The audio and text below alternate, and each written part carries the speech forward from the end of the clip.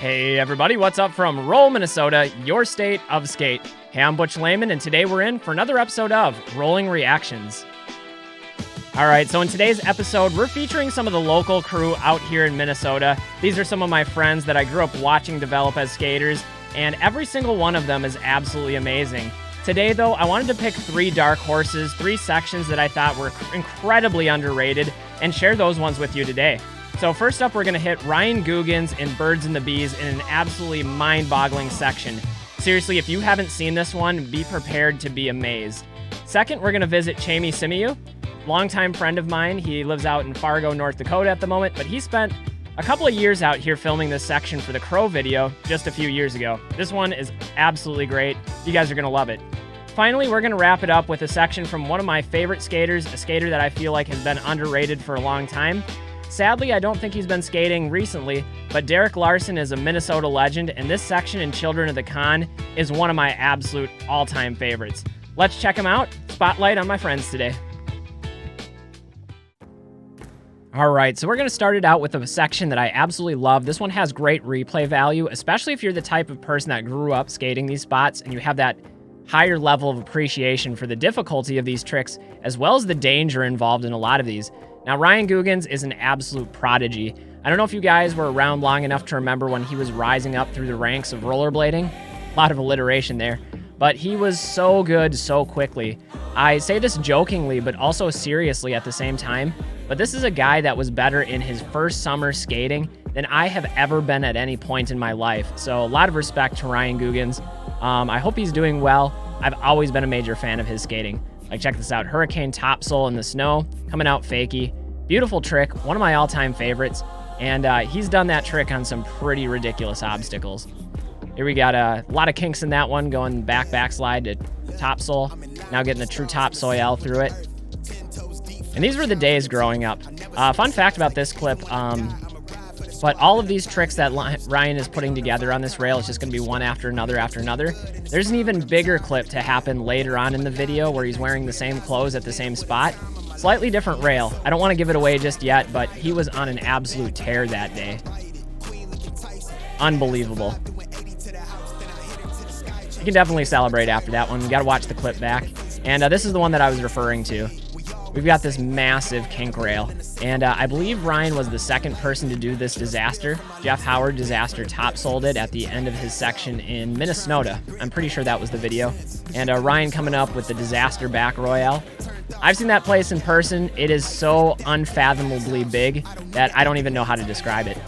Legendary spot there. That's Farmer's Market. And I've been to this rail recently too. This one is another one that's a little bit more difficult to skate in person than it looks on camera. And that's kind of the theme. When you've been skating for a while, you know how much more difficult things are when you are actually there. When you have the skates laced up and you're staring down the rail, staring down the obstacle. Adds an element of danger for sure. Going top acid here. Hopping the kink to top acid. Flawless. Really love this backslide. That's just really steezy. He's got the rocketed out grab on that one.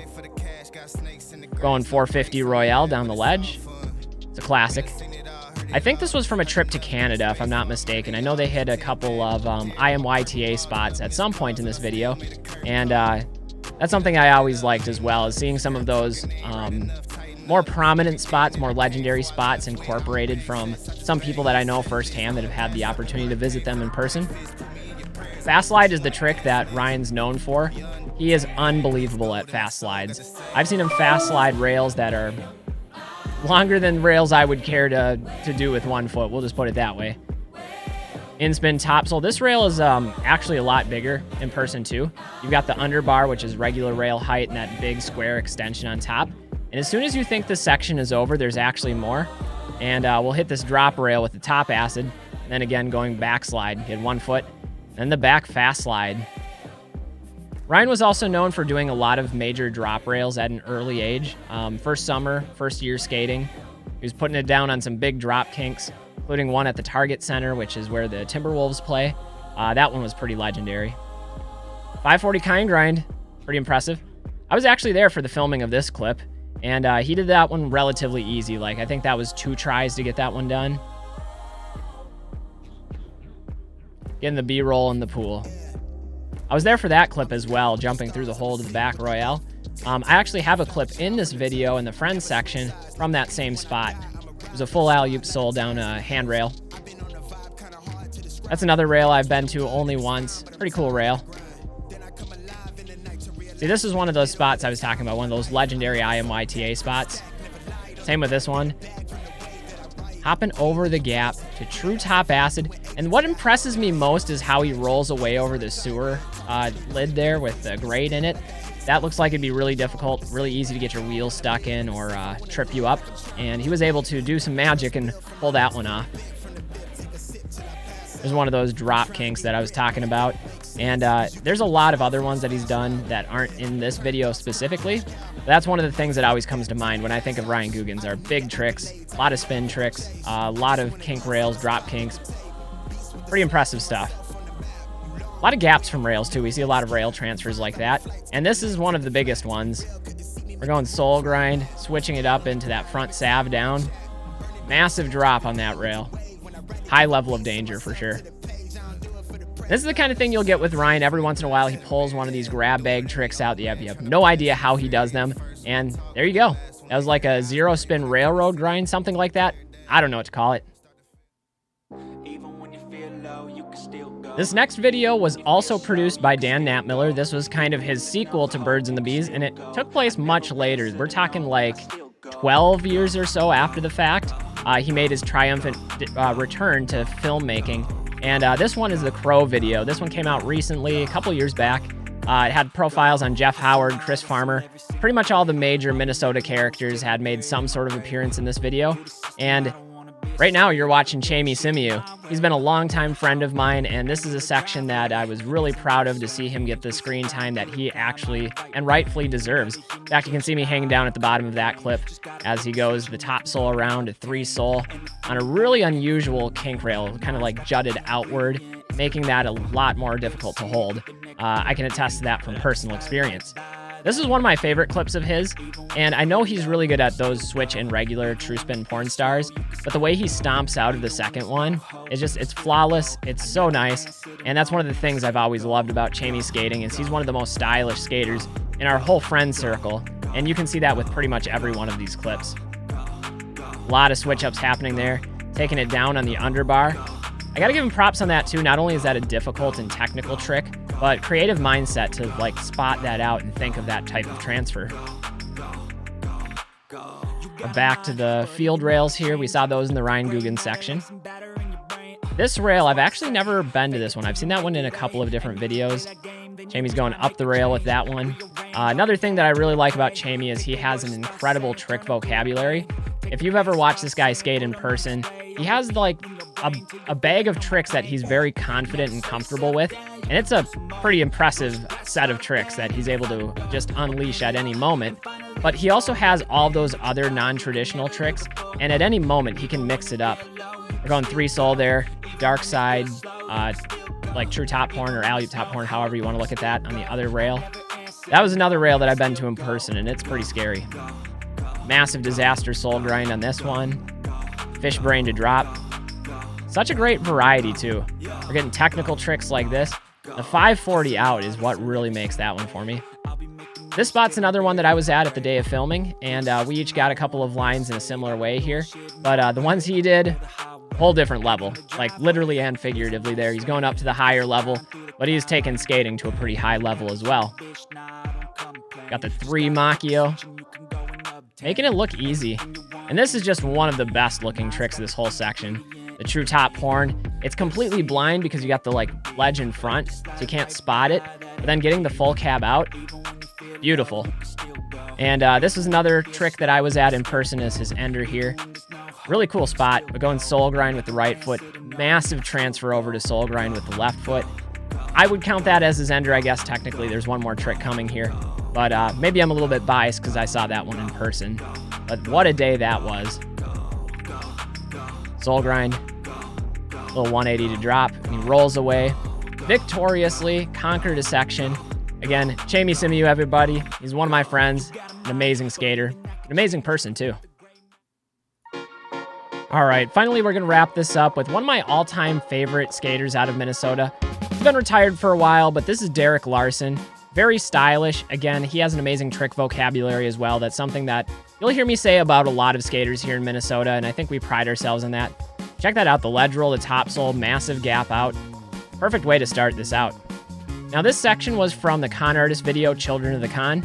At the time, Dereck here was on the pro team. I was a member of the flow team, so we interacted pretty regularly. And he was one of those guys I grew up idolizing and watching from afar as more of a younger Grom in the sport. Like the transfer from the underbar to top there. This is a skate park I missed. That park was really fun.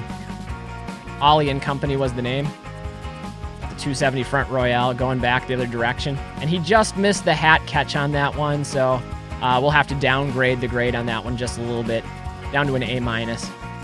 Perfect zero spin fish though, and that rail is really tall. I've been to that one a few times, and not sure it exists anymore. I don't think it does. Maybe it still does, I don't know. Legendary spot here. We call these circus ledges. They're next to like a circus training facility. This is actually the park right up above. And legendary spot, like I said, is great line ledges. Very difficult to skate though. It takes a lot of energy skating back and forth, and the ground is a little bit gritty. We're gonna hold this one for a long time going around the kinks here. Soul grind forever as we gradually fade to black and white. Then we're going up the rail to top acid. One of the things I like the best about Dereck's style is how he lands on tricks. It just seems like kind of crouched, but also confident, and it has a certain swagger to it that I can't really put into words. It's intangible, but I just liked it. And an interesting story about Dereck Larsen is the very first street comp I ever went to, before I had met anybody from Minnesota that skated, I was super intimidated, especially after seeing a bunch of people start sessioning and warming up on a rail. And it was clear that everybody was significantly better than me at the time. We're talking about 2003, 2004, in that era. And Dereck came over to me and he talked me into skating, and he was hyping me up. He had never met me before. That just kind of shows the type of person that he is, where he saw this new person interested in skating that was a little bit of an outsider and took it upon himself to make me welcomed into the group. So I'm forever appreciative of that, because I don't know if it wasn't for that if I would have continued skating, or if I would have stayed at the competition and traveled to the next spot. But Dereck was a great ambassador, a gracious host, and he was good enough and was in contention to win, so he could have easily ignored me, but he chose to interact with somebody new. So props to Dereck. Again, I hope Dereck is doing well. I haven't heard from him recently. That trick has always mind-boggled me, how he jumps over the picnic table the long way from flat. And those picnic tables are much bigger and longer than the average size picnic table. That time he caught the hat. That time we'll give him points. This rail too, like look at the drop over the side of that, and then the drop down. There's no way I would ever want to do that. It's a big nope for me on that one. Fun fact about this clip, this ender clip, topsoul to topsoul, transfers across 3 different rails there. He actually ran out of battery in the filming of that one. We had a crowd, and it was my battery that we were able to connect to the camera and get that clip filmed.